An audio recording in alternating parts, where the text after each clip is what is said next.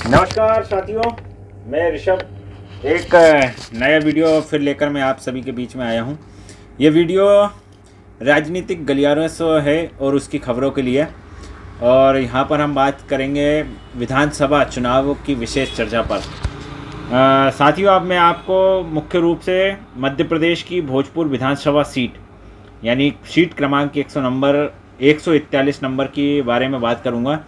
यहाँ पर कांग्रेस पार्टी के द्वारा राजकुमार पटेल, जो कि पूर्व शिक्षा मंत्री मध्य प्रदेश शासन रहे हैं, उनको उम्मीदवार के रूप में घोषणा करी है, लेकिन भाजपा का खाता अभी तक खाली है। यहाँ पर भाजपा के द्वारा अभी तक प्रत्याशी के नाम की घोषणा नहीं की गई है।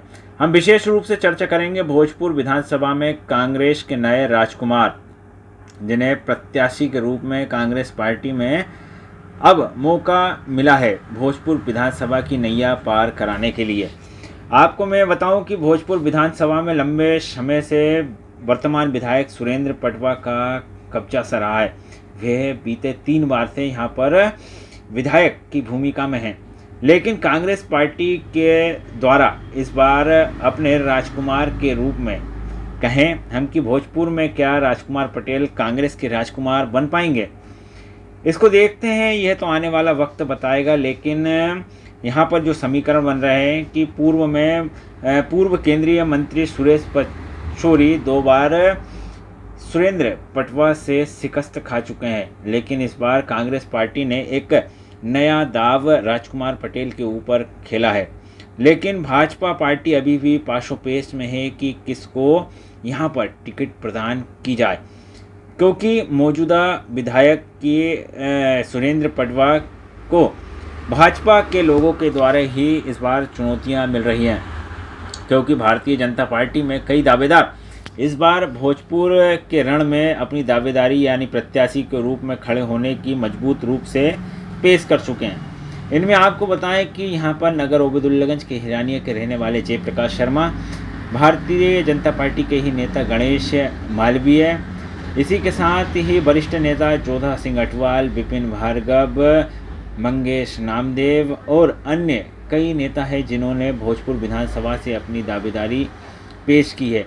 क्या इसी कारण भारतीय जनता पार्टी के वर्तमान विधायक सुरेंद्र पटवा का टिकट उलझा है? ये एक बड़ा सवाल है, लेकिन सूत्र बताते हैं कि देर शाम 20 तारीख यानी 20 आज अक्टूबर को ये जारी हो जाएगी लिस्ट, लेकिन कई लोग कह रहे हैं कि 21 तारीख को जारी होगी। लेकिन इस बार कांग्रेस ने एक बड़ा दांव खेला है राजकुमार पटेल के ऊपर, जो कि एक मने हुए राजनीतिज्ञ है और मध्य प्रदेश सरकार में वह शिक्षा मंत्री की भी भूमिका निभा चुके हैं।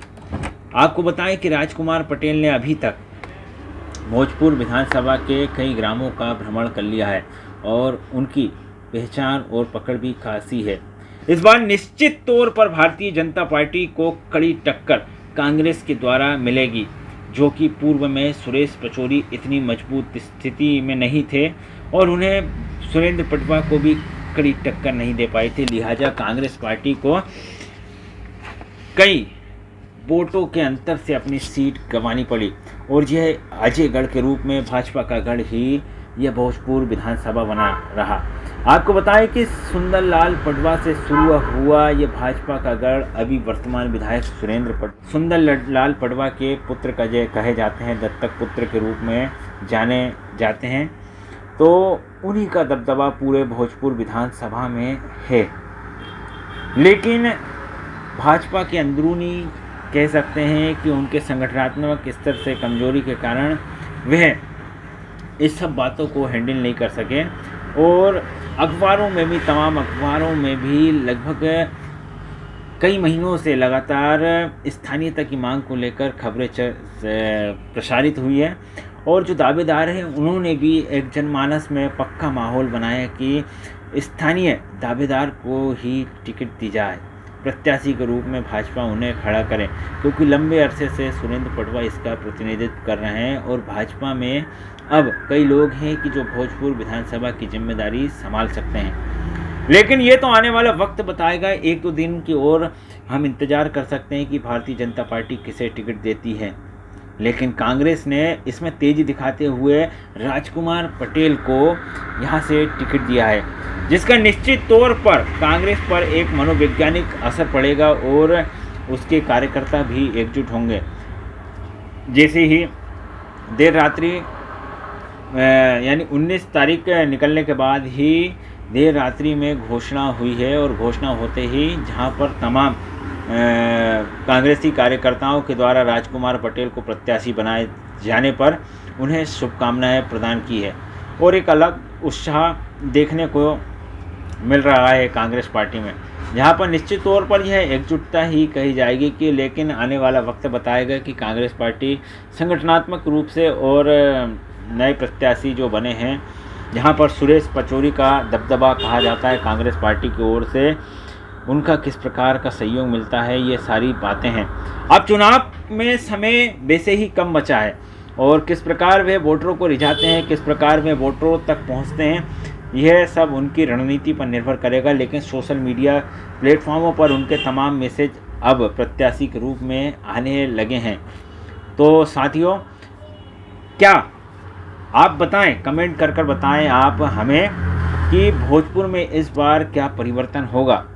क्या कांग्रेस के राजकुमार भोजपुर विधानसभा में राजकुमार पटेल बनेंगे या भाजपा ही इसमें अजय रहेगी और इसे अपना गढ़ कायम रखेगी। ये तमाम बातें आप हमें कमेंट करके बता सकते हैं और हमारा वीडियो पसंद आए तो आप लाइक करें, शेयर करें और इसे सब्सक्राइब भी करें। मैं इसी तरह के वीडियो के लिए अब आपके बीच में उपस्थित होता रहूँगा राजनीतिक चर्चा के रूप में, और कुछ लोगों से, क्षेत्र के लोगों से भी बातें करेंगे हम इसी विधानसभा चुनाव को लेकर। नमस्कार।